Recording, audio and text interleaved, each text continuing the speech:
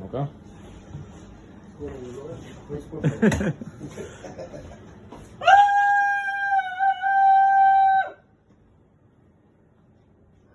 Блин, не дотянул. Да. Вот сейчас интереснее.